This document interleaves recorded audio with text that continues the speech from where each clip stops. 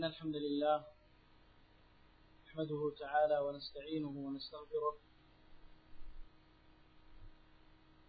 ونعوذ بالله من شرور أنفسنا ومن سيئات أعمالنا. من يهده الله فلا مضل له ومن يضلل فلا هادي له، وأشهد أن لا إله إلا الله وحده لا شريك له، أشهد أن محمدا عبده ورسوله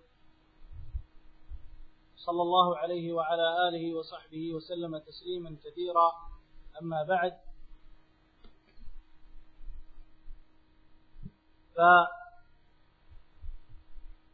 فكما هو معلوم أن عنوان هذه المحاضرة هو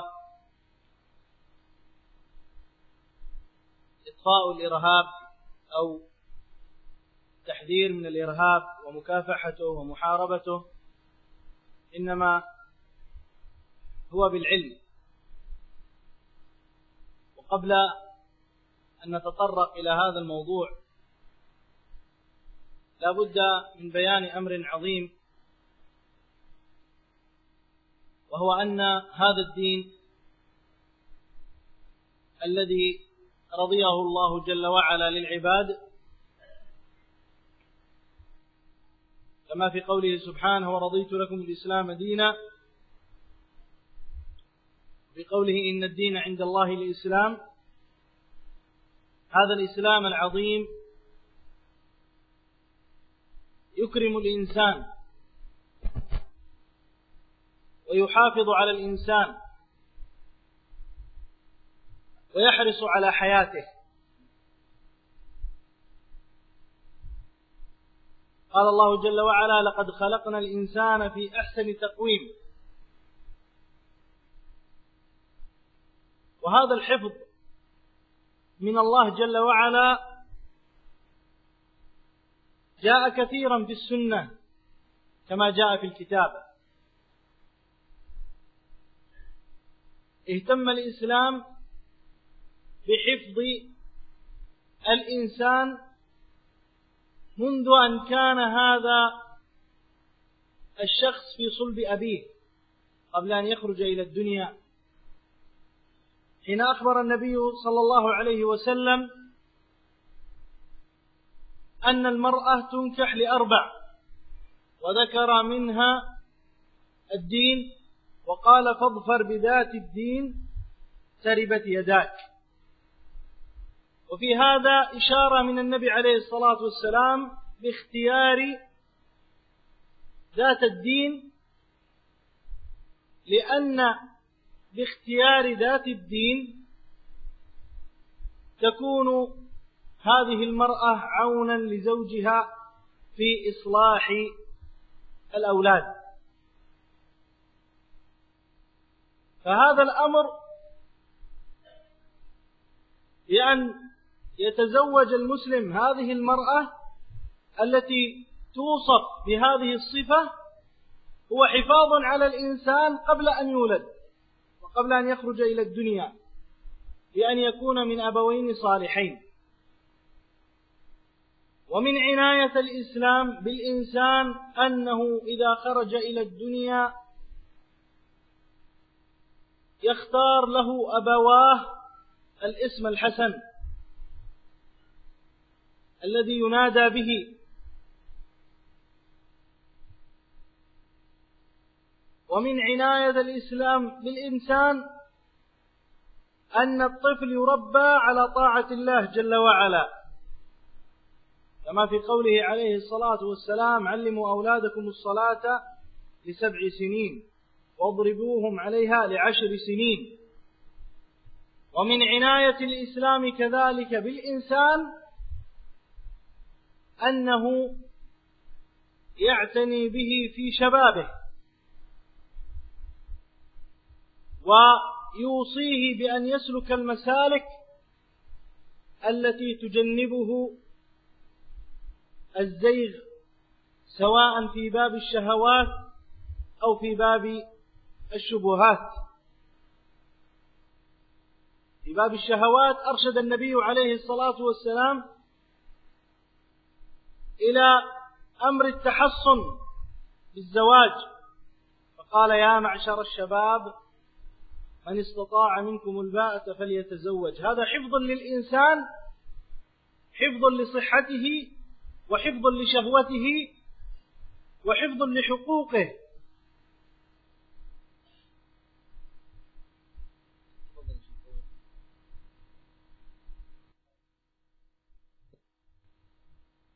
Setelah Syekh menyampaikan mukaddimahnya, kemudian beliau menyampaikan merupakan sesuatu yang telah kita ketahui bersama bahwa kajian kita ini berjudul memadamkan terorisme dengan tetesan ilmu.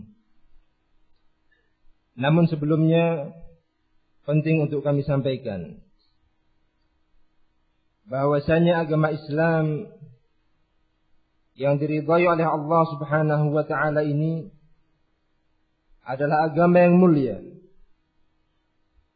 Sebagaimana yang disebutkan oleh Allah Subhanahu wa taala dalam ayatnya, "Wa raditu lakumul Islam madina." Dan aku ridha bagi kalian agama Islam sebagai agama bagi kalian. Dan juga dalam firman Allah Subhanahu wa taala, "Inna ad-dina 'indallahil Islam."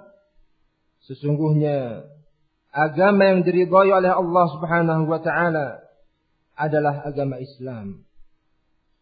Agama Islam yang mulia ini benar-benar memuliakan umat manusia.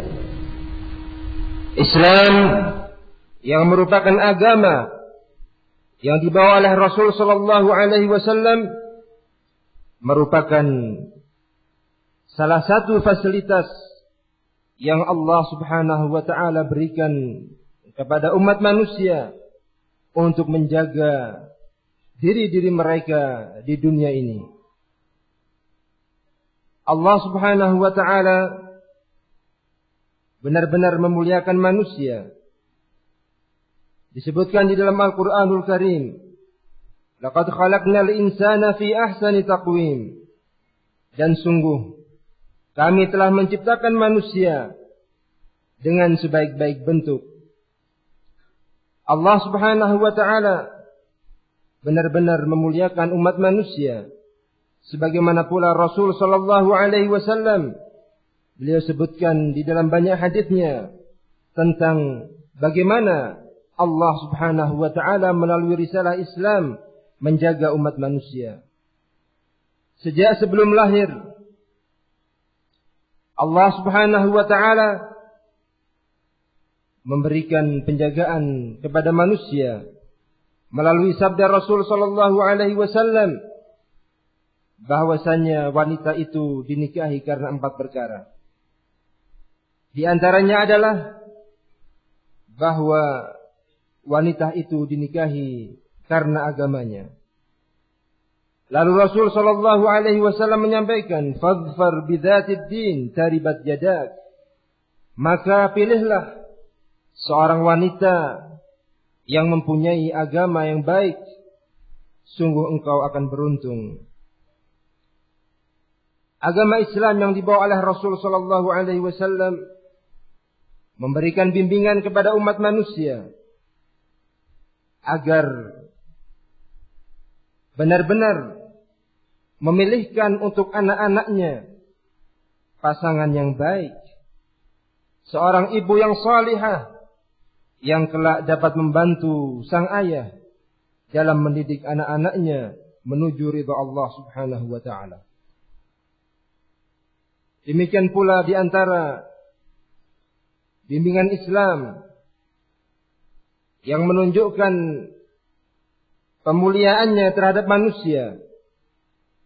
Rasul sallallahu alaihi wasallam mengajarkan agar masing-masing orang tua memilihkan nama yang baik untuk anak-anaknya. Nama yang dengannya anak-anak tersebut dipanggil. Berikutnya, Islam yang dibawa oleh Rasul sallallahu alaihi wasallam memberikan bimbingan kepada manusia untuk memperhatikan pendidikan anak-anak mereka. Rasul sallallahu alaihi wasallam bersabda, 'allimu auladakum as-shalah.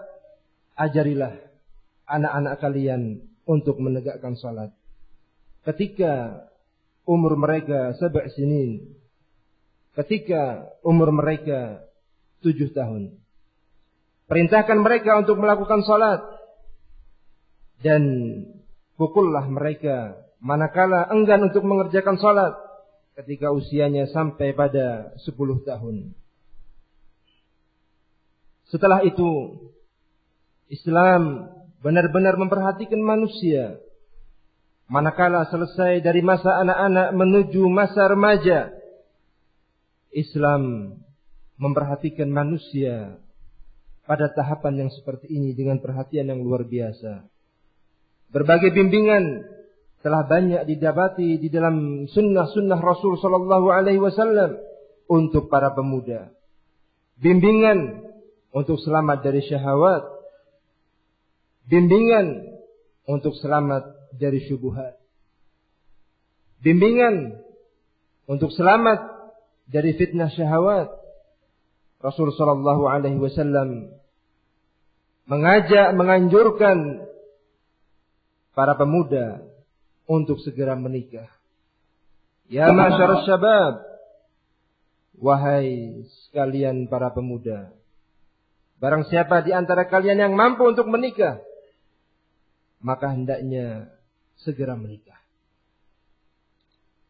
Karena dengan menikah tersebut, seseorang akan terpelihara kesehatannya, akan terpelihara syahwatnya dengan disalurkan kepada jalur yang diridhai oleh Allah Subhanahu wa taala. Dan akan terjaga pula kekuatannya.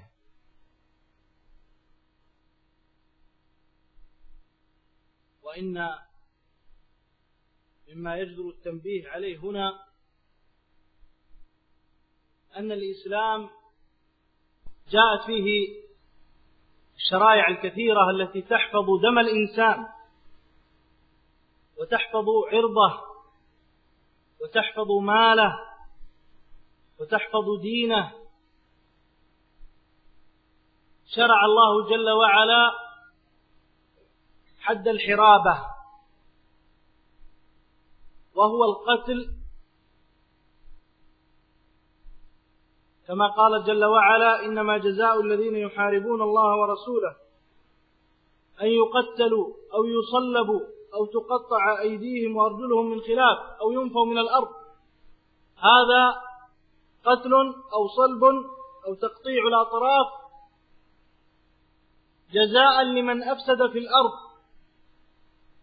وهذا الأمر فيه حفظ لدماء المسلمين وحفظ لأموال المسلمين. كذلك شرع الله جل وعلا القصاص، وقال سبحانه: ولكم في الحياة قصاص يا أولي الألباب. فأخبر سبحانه أن في وجود القصاص حياة للمسلمين، لأن في قتل القاتل إبقاء لدماء المسلمين وزجر لمن أراد أن يقتل أخاه المسلم. وكذلك جاء الشرع بحد الزنا حفظا للأعراض وحفظا للأنساب لئلا تختلط، وإكراما للإنسان عن أن يشابه الحيوان. وجاء في التشريع أيضا حد شارب الخمر حفظا للعقول، وتنزيه للإنسان الذي أكرمه الله جل وعلا عن أن يذهب عقله ويتصرف تصرف المجانين. وجاءت السنة كذلك بأمور تدل على حفظ الإنسان والحرص عليه، ومن ذلك لا يشار إليه بالسلاح، فقد جاء في الحديث أن من أشار إلى أخيه بالسلاح لعنته الملائكة. وأمر النبي عليه الصلاة والسلام الصحابة رضوان الله عليهم وهم يمشون في الأسواق بقوله: إذا مر أحدكم في مجلس أو سوق وبيده نبل فليأخذ بنصالها، أي بالمكان الذي يقتل منها، حتى لا يتأذى الناس الذين يمشون بجانبه. أكد عليهم هذا الأمر عليه الصلاة والسلام 3 مرات، قال: فليأخذ بنصالها، فليأخذ بنصالها، فليأخذ بنصالها. وهذا فيه التشديد على هذا الأمر، فهذا أيضا من حفظ الإنسان، حفظ دم الإنسان. وأخبر النبي عليه الصلاة والسلام أن الإنسان في فسحة وفي خير وفي عافية ما لم يصب دما حراما. قال عليه الصلاة والسلام: لن يزال المسلم في خير ما لم يصب دما حراما، أي ما لم يقتل مسلم، فإنه والحال تلك قد وقع في بلية. لأنه كما جاء في الحديث: لأن يهدم البيت حجرا حجرا أهون عند الله من سفك دم المسلم. فهذا الأمر وهذه الشرائع من كتاب الله جل وعلا ومن سنة النبي عليه الصلاة والسلام جاءت بحفظ الإنسان. ولذا كان لا يجوز قتل المسلم إلا بإحدى 3 أخبر عنها النبي عليه الصلاة والسلام بقوله: لا يحل دم امرئ مسلم إلا بإحدى 3: طيب الزاني، والنفس بالنفس، والتارك لدينه المفارق للجماعة.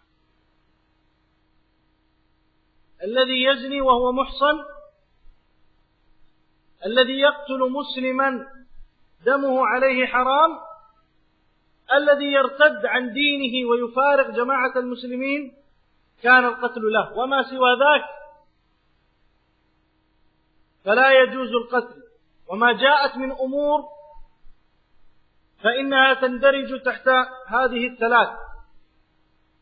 هذه الأمور كلها والأدلة كلها تدل على أن الإسلام يحفظ دم الإنسان.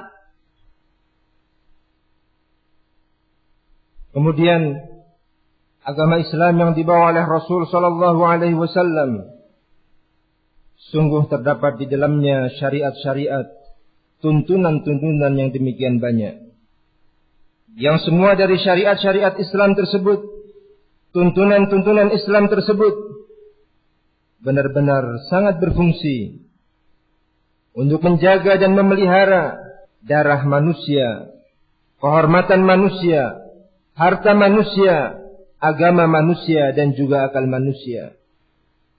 Semua dari syariat ini, syariat yang dibawa oleh Rasul sallallahu alaihi wasallam dalam bentuk agama Islam, benar-benar menjaga manusia dari berbagai macam sendi kehidupannya.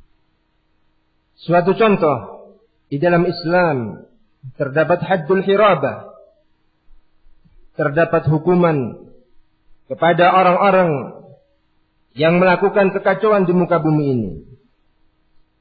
Allah Subhanahu wa taala menyebutkan di dalam Al-Qur'anul Karim tentang balasan mereka-mereka yang mengadakan kekacauan di bumi ini, mengadakan berbagai tindakan-tindakan yang mengganggu keamanan kaum muslimin. Allah perintahkan mereka ayyuqattalu, untuk mereka itu dikenai hukuman bunuh, au yusallabu, atau mereka itu disalib, atau mereka dipotong tangan dan kakinya secara bersilang, ataupun mereka dibuang jauh, diasingkan di tempat terpencil. Ini semua merupakan salah satu bentuk penjagaan dari agama Islam agar kehidupan umat manusia benar-benar kehidupan yang tentram. Dengan ditegakkannya haddul hirabah ini akan terjaga keamanan di suatu negeri, akan terciptakan ketentraman dan kenyamanan di suatu negeri. Demikian pula di dalam syariat Islam terdapat aturan tentang qisas,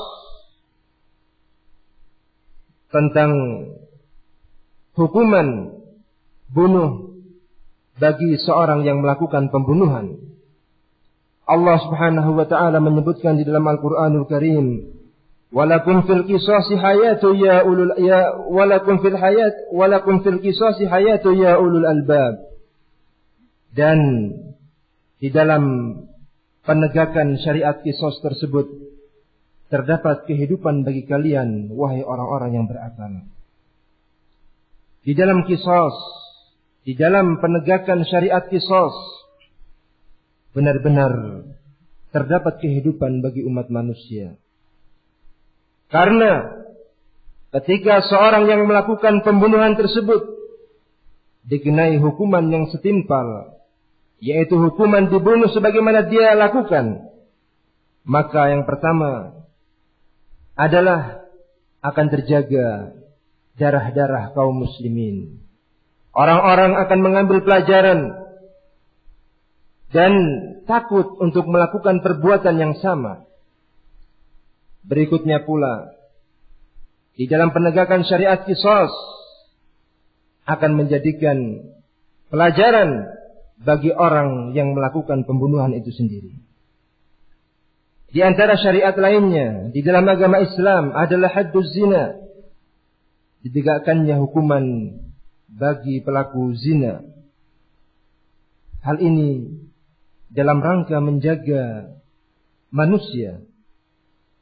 Menjaga manusia dari sisi nasabnya, agar nasab mereka tidak bercampur satu dengan yang lainnya di satu sisi, dan juga menjaga mereka agar tidak sama dengan hewan yang melakukan hubungan lawan jenisnya dengan begitu saja.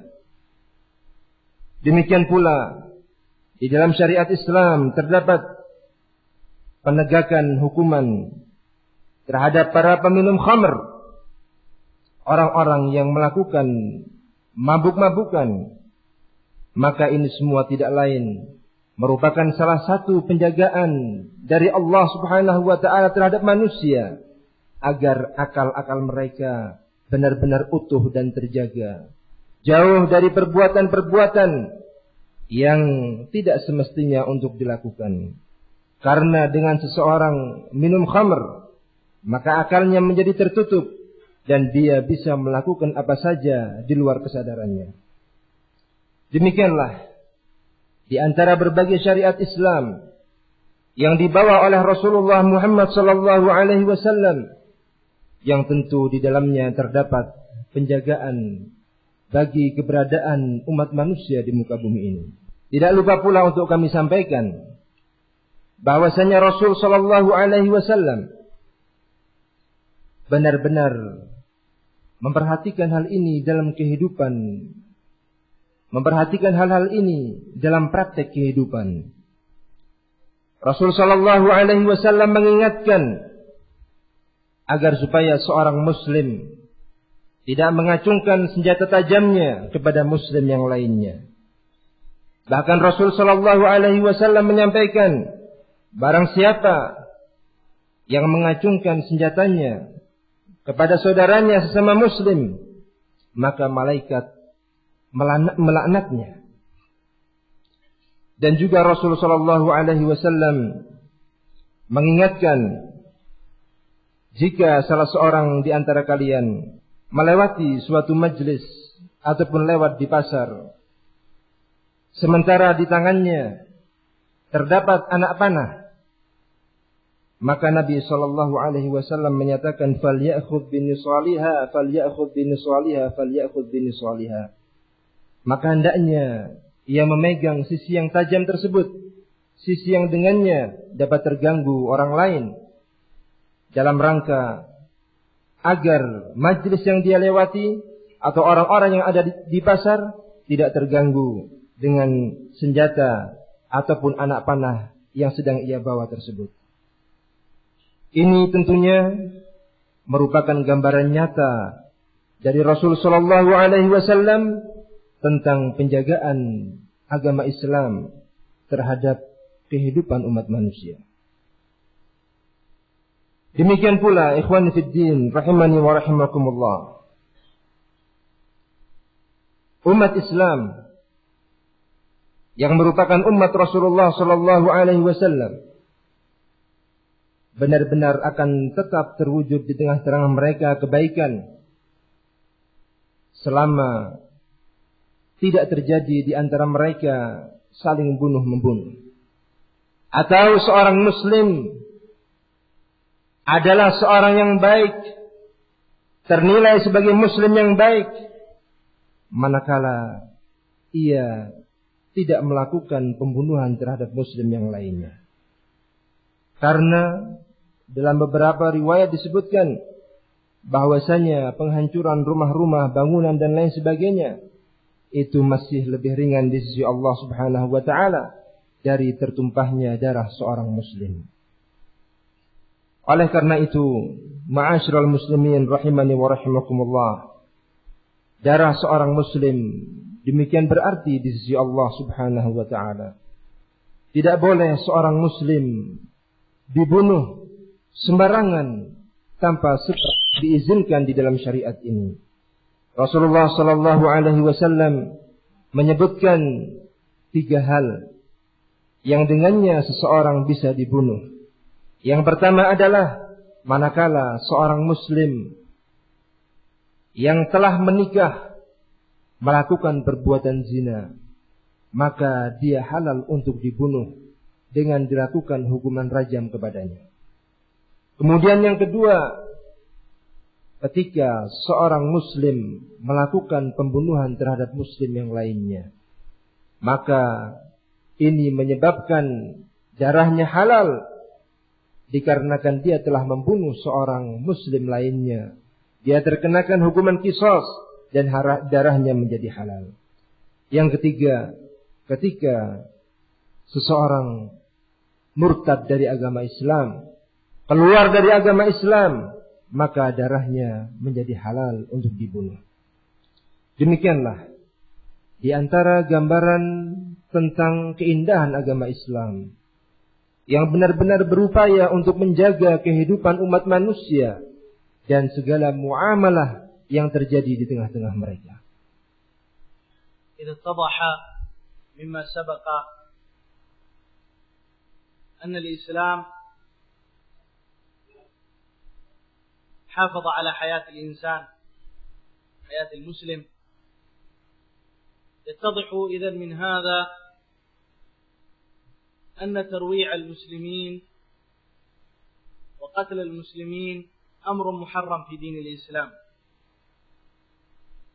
سواء سمي هذا العمل إرهابا أو ترويعا أو تخويفا أو تطرفا،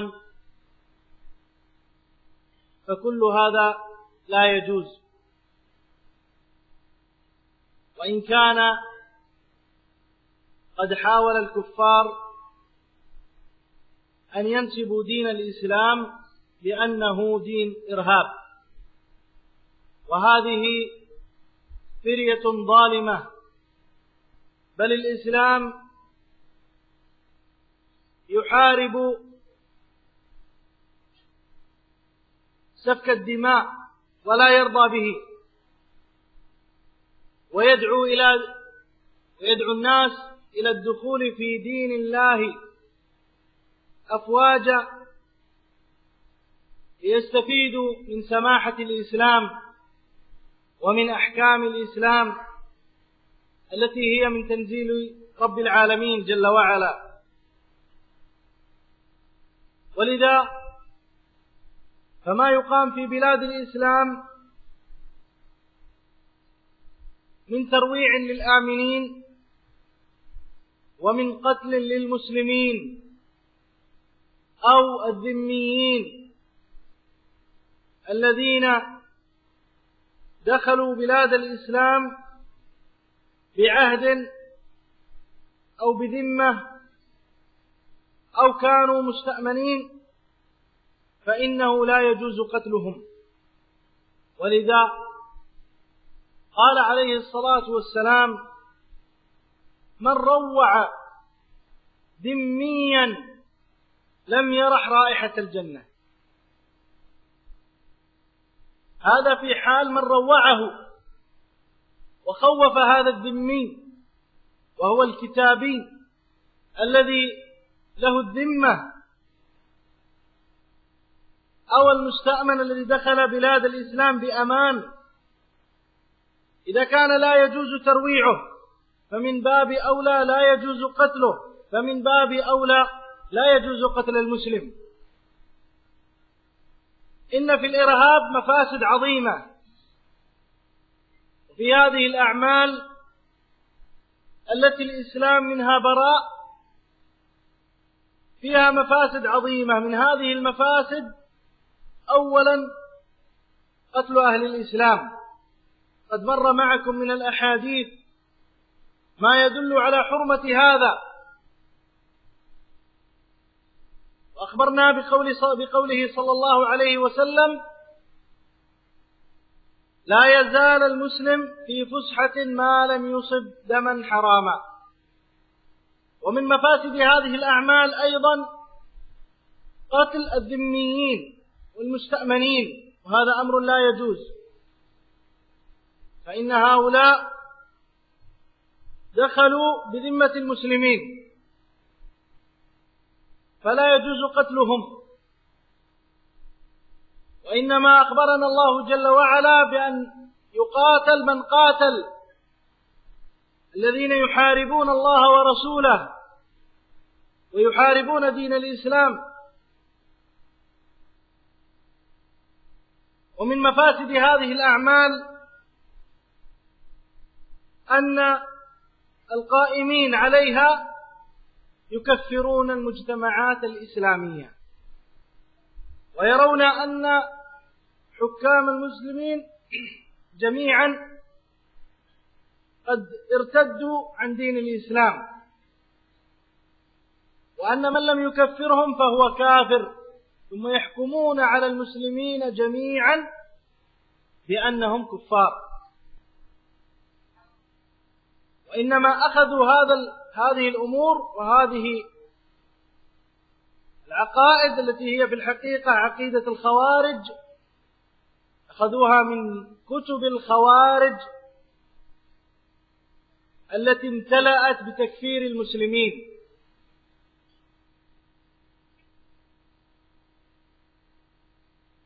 والتي تعلموا فيها كما أخبر بذلك من كان معهم، ثم تاب الله جل وعلا عليه، أخبر بأنهم تعلموا هذا من تلك الكتب.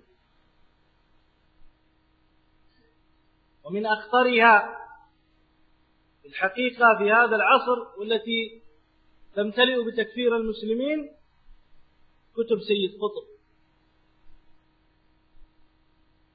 وغيرها من كتب الخوارج العصريين الذين رفعوا لواء التكفير ضد أهل الإسلام، وبعد أن كفروا أهل الإسلام وصلوا إلى مرحلة أخرى وهو التفجير في بلاد الإسلام، لأن هذه الدماء عندهم دماء كافرة ولا يجوز المحافظة عليها. ومما يدل على مفاسد هذه الأمور هدم الممتلكات وتفجير البيوت والمؤسسات التي يمتلكها أهل الإسلام، ومن مفاسد هذه الأعمال أيضا تشويه صورة الإسلام عند غير المسلمين، وإعطاء مجال للكفار في أن يحاربوا الإسلام استنادا إلى هذه الأعمال التخريبية، ويعطون للكفار مجال أيضا في أن يتكلموا على الإسلام بالكلام الباطل. وكذلك من مفاسد هذه الأعمال تشويه المصطلحات الشرعية كمصطلح الجهاد. الجهاد الشرعي الذي قام به النبي عليه الصلاة والسلام، قام به أصحابه الكرام، فتحوا به البلاد ودخل الناس في دين الله أفواجا. هذا الجهاد الذي هو لمصلحة الإنسان أن يدخل في هذا الدين وأن ينتشر هذا الدين الذي فيه سعادة الإنسان وفيه مصلحته. شوه القائمون بهذه الأعمال بالجهاد الشرعي، وصار الناس ولا سيما الكفار يرون أن الجهاد هو الإرهاب، وحاربوا الإسلام بهذا التشويه. وفرق كبير وبون واسع وفرق شاسع بين الجهاد الشرعي وبين هذه الأعمال التخريبية التي لم يأمر بها الإسلام. كذلك من مفاسده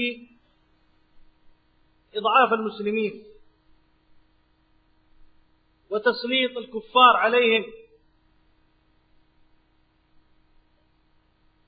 وبث الضعف بين أبناء الإسلام. ولو أن هؤلاء سلكوا المسالك الصحيحة في نصح ولاة أمور المسلمين التي أخبر عنها النبي عليه الصلاة والسلام بالنصح سرا لولاة الأمر دون التهييج ودون إثارة القلاقل ودون إثارة الناس، لكان هذا خير للإسلام وللمسلمين. ونحن لا ندعي العصمة لأحد،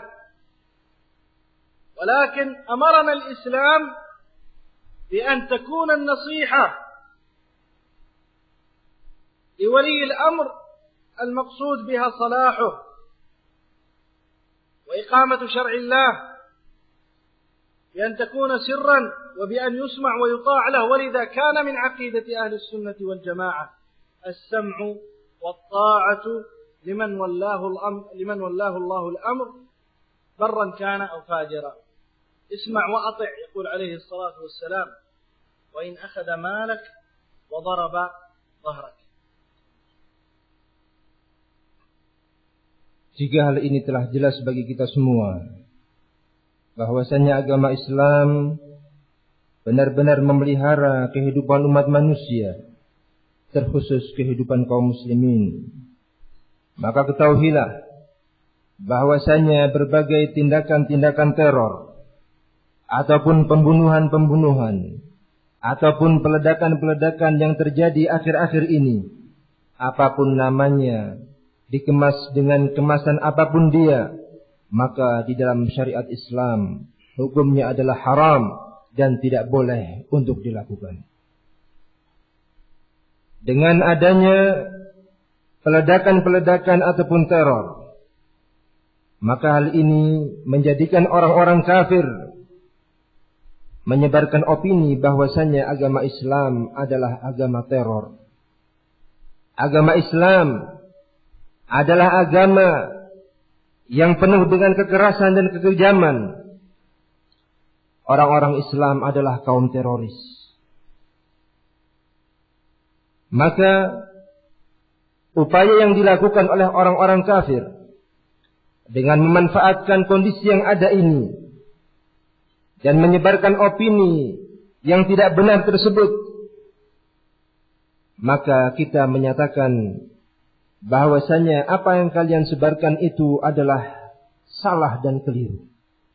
Justru agama Islam benar-benar berupaya untuk menjaga kehidupan umat manusia.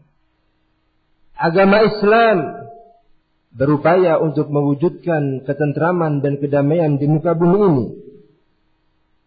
Islam yang dibawa oleh Rasulullah sallallahu alaihi wasallam mengajak mereka kepada agama Allah yang dapat mengantarkan mereka kepada kebahagiaan hidup baik di dunia ini maupun di akhirat. Kemudian yang berikutnya, dari sini kita pun menjadi lebih jelas bahwa upaya yang dilakukan oleh kaum teroris, orang-orang yang melakukan teror dengan pembunuhan ataupun peledakan, yang mereka katakan bahwasanya mereka memerangi orang-orang kafir, maka apa yang mereka lakukan itu tidak bisa dibenarkan.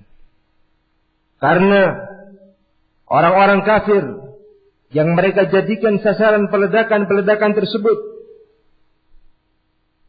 di antara mereka adalah orang-orang yang masuk ke negeri kaum muslimin dengan mendapatkan jaminan keamanan dari pemerintah kaum muslimin. Orang-orang yang telah mendapatkan janji perlindungan dari pemerintah kaum muslimin, apakah mereka itu dengan istilah kafir musta'man ataupun kafir mu'ahad ataupun kaum dhimmi, orang-orang non-muslim yang hidup di tengah-tengah kaum muslimin yang telah mendapatkan perlindungan keamanan dari pemerintah, maka mereka ini tidak boleh untuk dibunuh. Rasul sallallahu alaihi wasallam bersabda, "Man rawwa'a dhimmiyan lam yarah raihatal jannah." Barang siapa yang menteror, yang menakut-nakuti seorang dhimmi, seorang non-muslim yang hidup di tengah-tengah kaum muslimin, lam yarah raihatal jannah, maka ia tidak akan mencium aroma jannah yang harum semerbak. Kalaulah perbuatan teror, perbuatan tarwi', ancaman dan sejenisnya tidak boleh dilakukan di dalam syariat ini, bahkan Rasul sallallahu alaihi wasallam menegaskan bahwa ia tidak akan mencium aroma jannah, lebih-lebih lagi pembunuhan terhadap mereka. Lebih-lebih lagi manakala yang dijadikan sasaran peledakan ataupun pembunuhan tersebut adalah kaum muslimin, pemeluk agama Islam. Sehingga bila kita cermati kondisi yang seperti ini, apa yang mereka lakukan, gerakan-gerakan terorisme, peledakan-peledakan dan lain sebagainya, benar-benar terdapat padanya kejelekan yang demikian banyak. Terdapat mafasid yang demikian banyak. Di antaranya adalah dengan perbuatan yang mereka lakukan itu akan terjadi pembunuhan disengaja ataupun tidak disengaja terhadap kaum muslimin yang berada di sekitar tempat peledakan tersebut. Dan kita telah tahu sebelumnya bahwasanya seorang muslim akan tetap sebagai seorang muslim yang baik manakala ia tidak melakukan pembunuhan terhadap muslim yang lainnya. Para pelaku pembunuhan peledakan tersebut telah menodai apa yang telah disampaikan oleh Rasul sallallahu alaihi wasallam tersebut. Mereka justru masuk ke dalam apa yang dikhawatirkan oleh Rasul sallallahu alaihi wasallam. Ternyata mereka lakukan pembunuhan terhadap muslim dan dengannya ia tidak menjadi seorang muslim yang baik. mafsadah berikutnya, kejelekan berikutnya,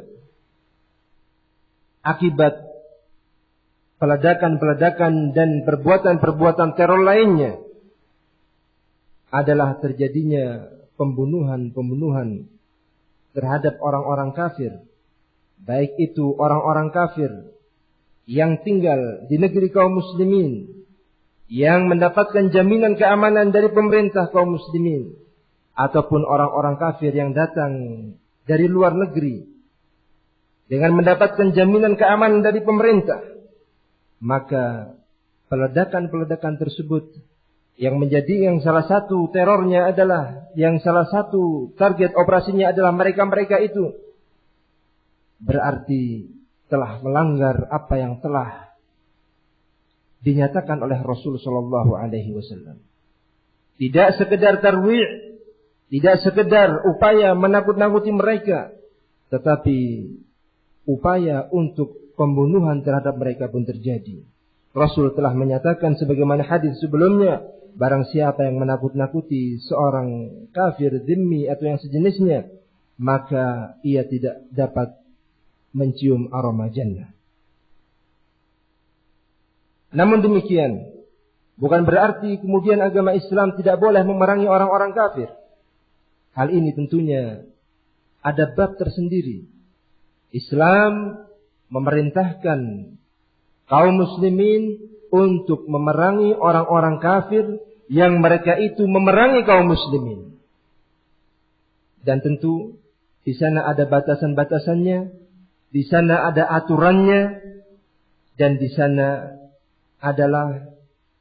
sana dengan komando dari pemimpin kaum muslimin. Kemudian di antara mafsadah yang terjadi akibat perbuatan kaum teroris tersebut, tersebar prinsip keyakinan mengkafirkan masyarakat muslim dan juga mengkafirkan pemerintah kaum muslimin di dunia ini, serta mengkafirkan orang-orang yang tidak mengkafirkan pemerintah-pemerintah tersebut. Apa yang terjadi ini tidak bisa dipungkiri, karena sesungguhnya antara peledakan-peledakan yang terjadi dengan prinsip-prinsip keyakinan kafirnya masyarakat muslim, kafirnya pemerintah muslim, atau kafirnya orang-orang yang tidak mengkafirkan pemerintah-pemerintah tersebut, merupakan mata rantai yang tidak bisa dipisahkan. Apa yang terjadi dari peledakan-peledakan tersebut merupakan akibat dari akidah, prinsip keyakinan yang hakikatnya adalah akidah kaum Khawarij. Akidah sesat yang jauh-jauh hari telah diperingatkan oleh Rasulullah Muhammad sallallahu alaihi wasallam. Peledakan-peledakan yang terjadi merupakan akibat dari kajian-kajian terhadap kitab-kitab, buku-buku yang ditulis oleh kaum Khawarij. Mereka mempelajarinya, mereka memahaminya, dan mereka yakini dalam bentuk keyakinan dan prinsip dalam hidup ini.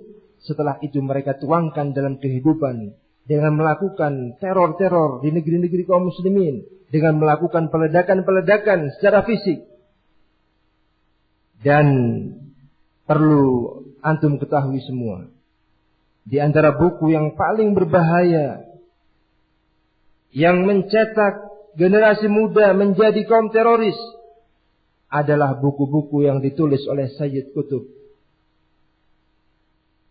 Buku-buku yang ditulis oleh Sayyid Qutb berisikan akidah, prinsip-prinsip Khawarij yang sangat membahayakan. Dimulai dari pengkafiran terhadap masyarakat muslim, pengkafiran terhadap pemerintah muslim, pengkafiran terhadap orang-orang yang tidak mengkafirkan pemerintah muslim, hingga kemudian berujung pada keyakinan halalnya darah mereka semuanya. Tentunya di samping Sayyid Qutb, banyak juga dari kalangan kaum Khawarij masa kini yang menuliskan buku-buku sesat yang berisikan akidah Khawarij tersebut. Kemudian, ma'asyiral muslimin rahimani wa rahimakumullah. Dari sini kita mengetahui bahwasanya dengan adanya prinsip keyakinan yang batil tersebut, prinsip keyakinan bermudahan mengkafirkan masyarakat muslim, mengkafirkan pemerintah muslim, mengkafirkan orang-orang yang tidak mengkafirkan pemerintah muslim.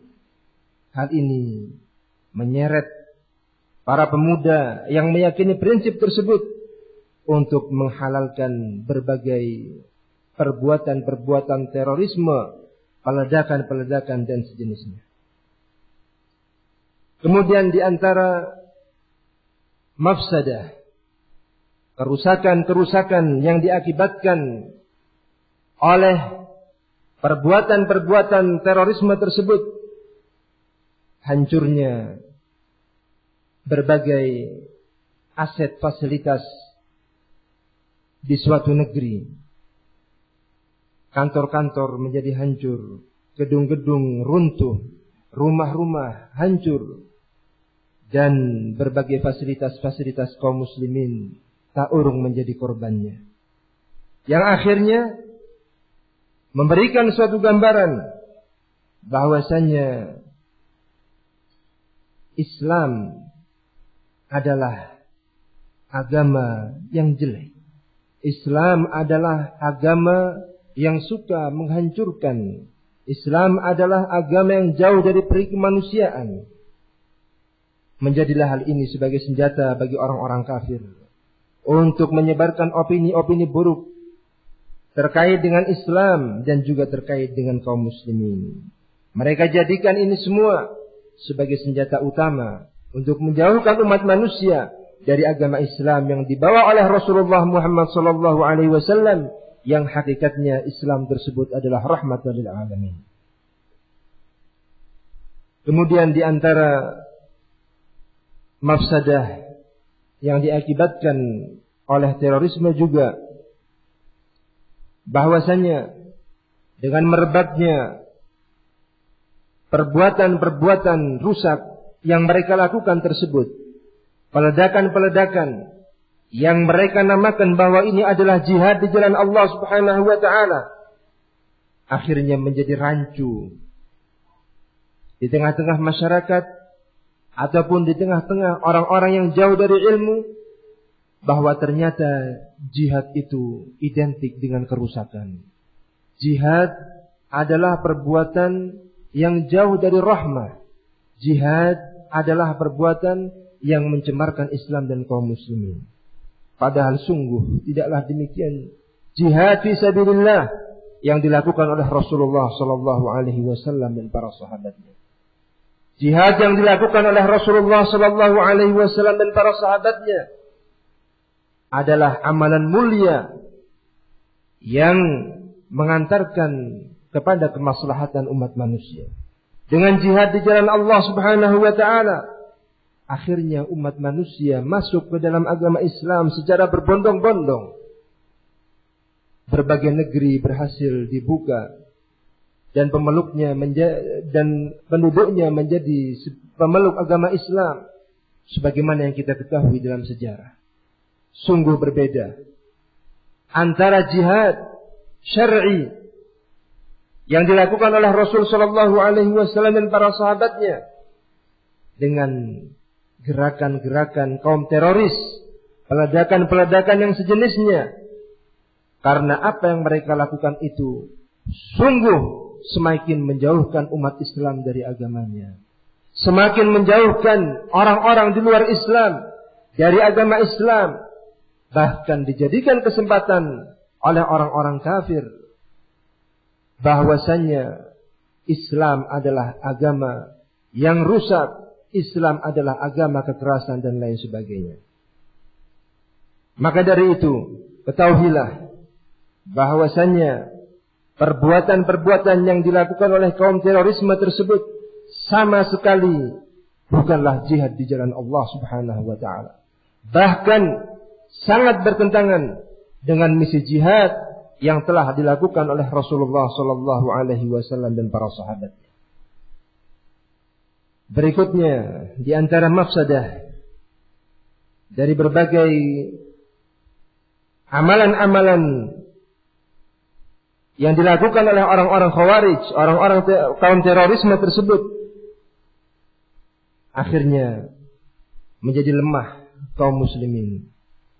Orang-orang kafir pun mereka berupaya untuk menjadikan kesempatan ini untuk menjatuhkan nama Islam dan nama kaum muslimin. Semakin tertanam kelemahan di antara anak-anak kaum muslimin, satu dengan yang lainnya saling mencurigai, satu dan yang lainnya saling membenci. Maka hal ini pun kita semua merasakannya.